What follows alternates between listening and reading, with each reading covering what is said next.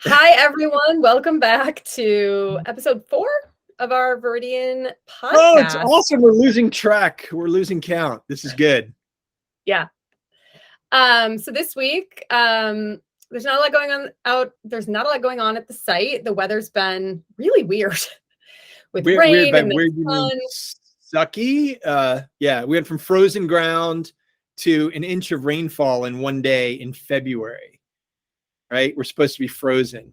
Frost laws kicked in, but now they might get lifted next week which in frost laws mean that you can't bring heavy equipment on county roads, which means we can't bring in our gravel to put in our roads. So it's nuts. Very atypical. Yeah. But a cool thing happened this week. And we visited our panel factory. I didn't actually go, but Matt and the rest of the team went. So we want to share a little bit about how we're still able to build walls of homes even when the weather sucks. Yeah. So one thing, John's not here this week because he's enjoying really good weather in Santa Monica, where he's going up to the mountains to go skiing. Bastard. But no, he's not. We all believe in taking time off and regenerating on a daily basis and often. So when the weather sucks, like Sweden has way worse weather than we do, and yet they build really high quality homes. They have the lowest rate of worker injury on site. They have the lowest death rate on site of any country. United States, we have really high death rates. So I'm going to pull this up really quickly, just kind of show you how they do it. And unfortunately, we're not going to be doing exactly the way the Swedes do. Someday we will, and it's pretty cool. But this is from our friend Scott Hedges, who brought us over to Sweden a few years ago before the pandemic. And this is a Swedish house, which is completely typical. This is like about 80% of houses in Sweden are built this way. In a single day, they have the entire framing of the house built with the roof on, everything dried in. So these panels are all made in the factory. The doors are installed, the windows are installed, the insulation is in. Sometimes they even have the drywall on. This housing has the siding already installed.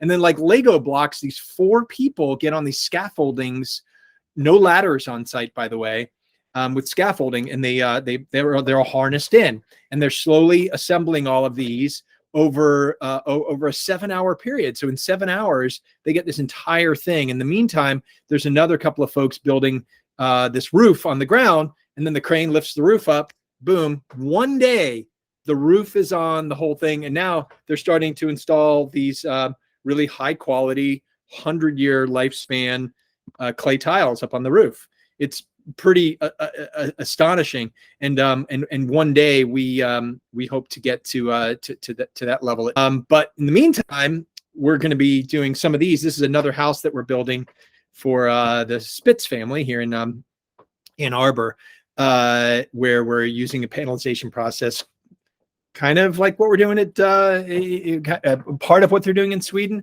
But this is a way that we can use FSC wood. You can see the window cutouts in there. We put the panels together. We get those on a truck, and then we can ship those over to the site. So we're building inside and then assembling them on site.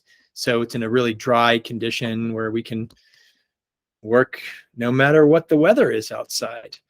And we'll talk really about FSC wood another time. We'll have a really good session on that. But FSC is Forest Stewardship Council. So what's the point of building net zero homes if we clear cut forests in order to build them? So we're doing all wood construction at Veridian. So the framing, the siding, everything is going to be made of wood. And we're going to source as much FSC wood as we possibly can.